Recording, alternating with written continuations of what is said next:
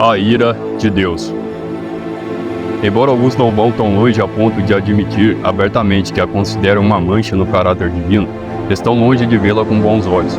Não gostam de pensar nisso e dificilmente a ouvem mencionada sem que surja em seus corações um ressentimento contra essa ideia. Mesmo entre os mais sóbrios em sua maneira de julgar, muitos parecem imaginar que há na questão da ira de Deus uma severidade terrificante demais para propiciar um tempo para consideração proveitosa. Outros dão abrigo ao erro de pensar que a ira de Deus não é coerente com a sua bondade, e assim procuram bani-la de seus pensamentos.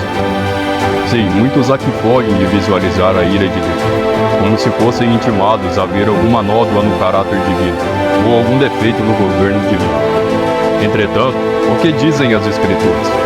Quando procuramos nelas, vemos que Deus não fez tentativa alguma para ocultar a realidade da sua ira. Ele não se envergonha de revelar que a vingança e a cólera lhe pertencem. O estudo da concordância bíblica mostrará que há mais referência nas Escrituras à indignação, à cólera e à ira de Deus do que ao seu amor. Porque Deus é santo. Ele odeia todo o pecado. E porque ele odeia todo o pecado, a sua ira se inflama contra o pecador. Salmos 7, verso 11. Pois bem, a ira de Deus é uma perfeição divina, tanto quanto a sua fidelidade, o seu poder ou a sua misericórdia.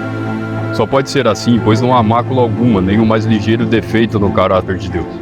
Porém, haveria, se nele não houvesse ira. A indiferença para com o pecado é uma nódoa moral, e aquele que não o odeia é um leproso moral.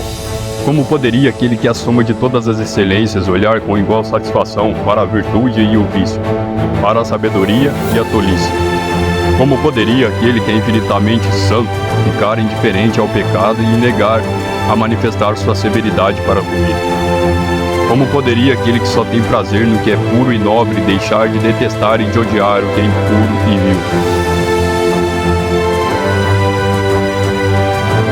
A própria natureza de Deus faz do inferno uma necessidade tão real, requisito tão imperativo e eterno quanto o céu o é.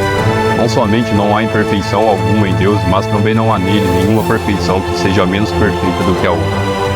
A ira de Deus é o seu eterno ódio por toda a injustiça.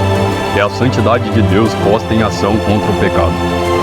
É a causa motora daquela sentença justa que ele lavra sobre os malfeitores.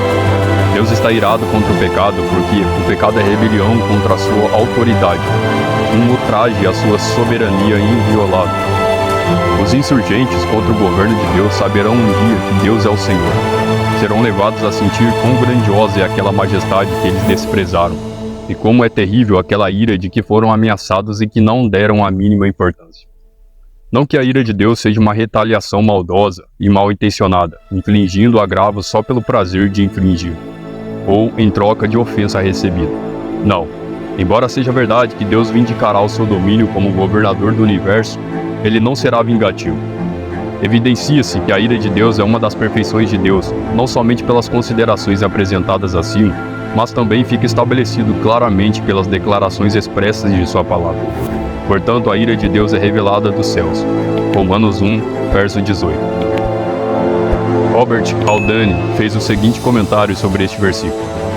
Foi revelada quando a sentença de morte foi pronunciada, quando a terra foi amaldiçoada e o homem foi expulso do paraíso terrestre, e depois mediante castigos exemplares como o dilúvio e a destruição das cidades das planícies com o fogo do céu, mas especialmente pelo reinado da morte no mundo todo. Foi proclamada na maldição da lei para cada transgressão, e foi imposta na instituição do sacrifício.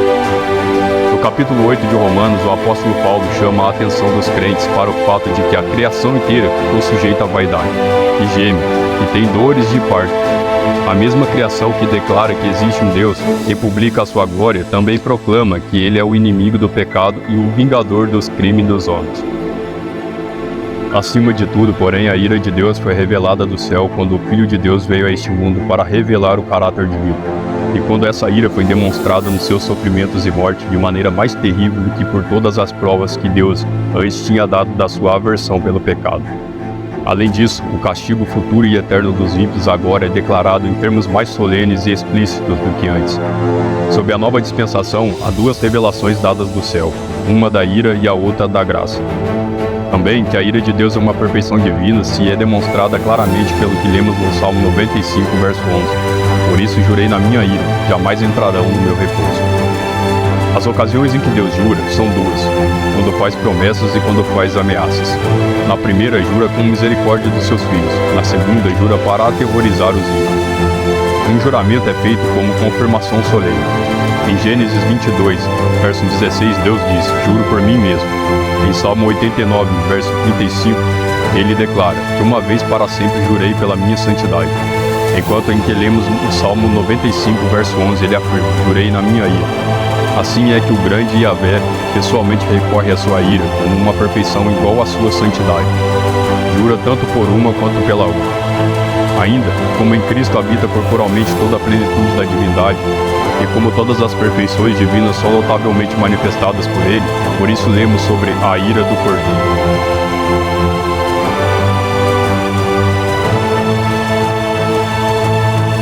A ira de Deus é uma perfeição do caráter divino sobre o qual precisamos meditar com mais frequência. Primeiro, para que nossos corações fiquem devidamente impressionados com o ódio de Deus pelo pecado.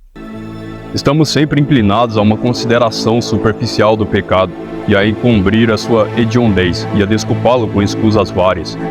Contudo, quanto mais estudarmos e ponderarmos a aversão de Deus pelo pecado e a maneira terrível como ele se vinga dele, mais probabilidade teremos de compreender quão horrível o pecado é.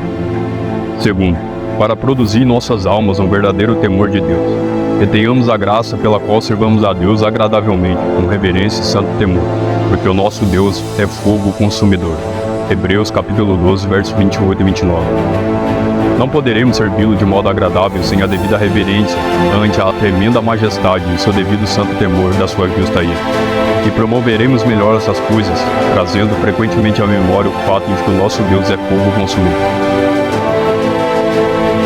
Terceiro, para induzir a nossas almas a fervoroso louvor a Deus por ter nos livrado da ira futura.